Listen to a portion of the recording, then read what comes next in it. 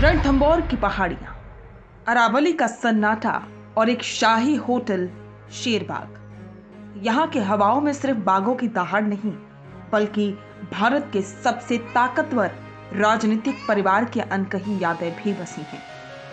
आज जब प्रियंका गांधी के बेटे रेहान वाड्रा अपनी सगाई के लिए रणथंभौर पहुंचे, तो ये सिर्फ समारोह नहीं, बल्कि एक 50 साल पुराने उस रिश्ते को नया अध्याय देता है जो दादी गांधी से शुरू हुआ, यानी कि इंदिरा गांधी के समय शुरू हुआ था। रणथंभौर का शेरबाग होटल अपनी शाही मेहमान नवाजी के लिए दुनिया भर में मशहूर है, लेकिन गांधी परिवार के लिए केवल रिजॉर्ट नहीं, उनके घर जैसा है। 3 साल पहले का वो नजारा याद कीजिए जब सोनिया गांधी अपना जन्मदिन मनाने यहाँ पहुंची थी। कड़ाके की ठंड, खुला आसमान और पूरा परिवार साथ था। अगले ही दिन सोनिया गांधी ने सबको हैरान कर दिया जब वो एक खुली जीप की फ्रंट सीट पर सवार होकर जंगल सफारी पर निकली।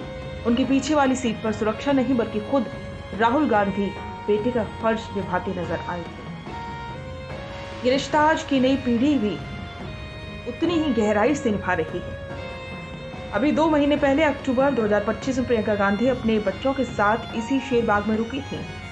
जोन 4 की उस सफारी को वो कभी नहीं भूल सकती जब बाघिन रिद्धि अपने 2 नन्हे शावकों के साथ उनके सामने आई थी। प्रियंका गांधी के बेटे रेहान वाड्रा के लिए तो रणथंभौर एक कैनवास है।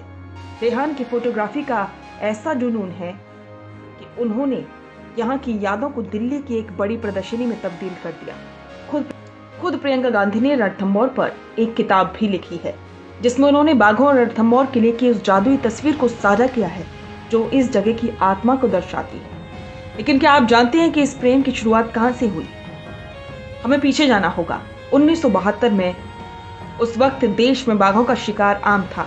टाइगर मैन कैलाश सांखला जो अनाथ बाघ के शावकों को एक टोकरी में रखकर दिल्ली ले गए।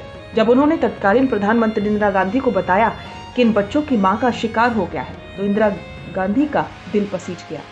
उन्होंने उन शावकों को किसी खिलौने की तरह नहीं, बल्कि एक मां की तरह गले लगा लिया। वही भावुक पल था जिसने भारत में शिकार पर पाबंदी लगवाई और वन्य जीव संरक्षण अधिनियम को जन्म दिया। आज अगर रणथंभौर में बाघ सुरक्षित हैं, तो उसके पीछे इंदिरा गांधी की वो ममता और इच्छा शक्ति है। और आज 2025 के दिसंबर की इस गुलाबी ठंड में उसी परिवार की चौथी पीढ़ी रेहान वाड्रा अपनी नई जिंदगी का आगाज करने के लिए वापस उसी शेरबाग पहुंची हैं। अविवा बेग और रेहान की ये मंगनी उस पुराने वादे को और मजबूत करती है जो इस परिवार ने राजस्थान की माटी और इन बेजुबान परिंदों से किया था।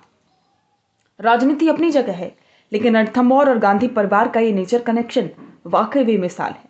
आपको क्या लगता है, क्या रणथंभौर का ये शाही जादू ही है जो इस परिवार को बार बार यहाँ खींच लाता है? अपनी राय कमेंट बॉक्स में जरूर बताएं और बने रहें हमारे साथ।